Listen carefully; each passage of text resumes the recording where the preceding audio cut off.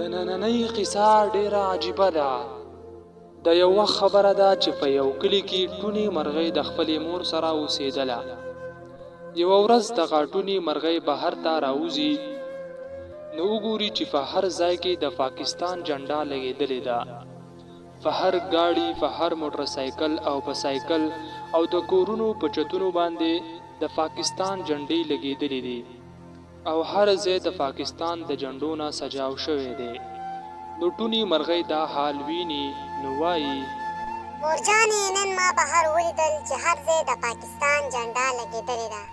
مورجانې دا څه وجه ده چې په هر ځای کې د پاکستان جنډا لګېدلې ده؟ دا څه وجه کېدی شي؟ بچیا، سبا د یومي ازادۍ ورځ ده، یعنې دې ته 14 اګست وایي. نو مورجانې دې ته 14 اګست ولې وایي؟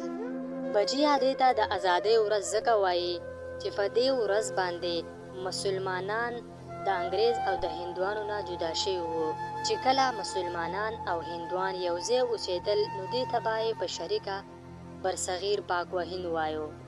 څه ټایم پس انګریزانو په دوی باندې قبضه وکړه. نو بیا زمونږ مشران او زمونږ لیډرانو قائد اعظم محمد علي جناح او علامه اقبال د ډیر کوششونو او مهنت سره تحریک وچلولو. دغه تحریک په رڼا کې مسلمانان د هندوانو او انګریزانو نه جدا شو. نو ځکه دې ورځ ته د ازادۍ ورځ وایي. امي جان، د پاکستان دومره په اسانۍ سره آزاد شوی دی؟ نه بچیا، پاکستان داسې په اسانۍ سره نه دی آزاد شوی. د پاکستان د ازادۍ دپاره زمونږ مشرانو او لیډرانو ډېرې زیاتې وینې او قربانیانې ورکړې دي.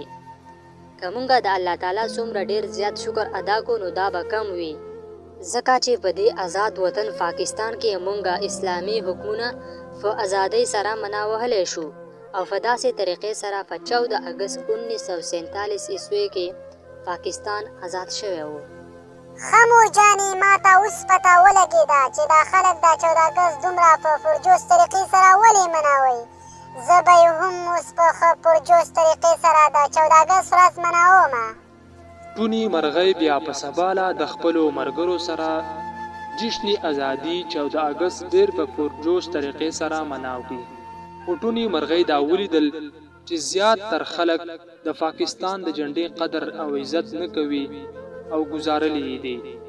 نو ټونې مرغۍ دا سوچ وکړو چې زه په دې ټاپک سره د نورو ملګرو سره بحث وکم.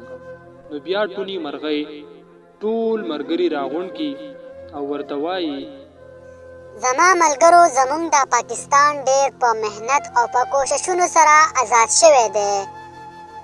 نو مونږ او تاسو له پکار دی چې مونږ هم د دې پاکستان د دې جنډې ډېر قدر وکړو، ځکه چې ما ولیدل نو ډېرو خلکو د پاکستان جنډې ګزارلې وې او د دې قدر یې نه کوو.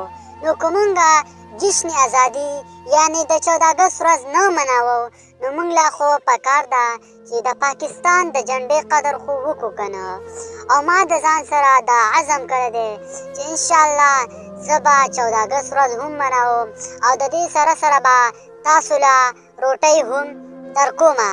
او مونږ او تاسو له پکار دي چې مونږ په خپلو زامنو باندې تعلیم وکړو. نو هغوی ته به د تعلیم نه پته ولګي چې دا 14 اګست ورځې ولې مناولی کېږي.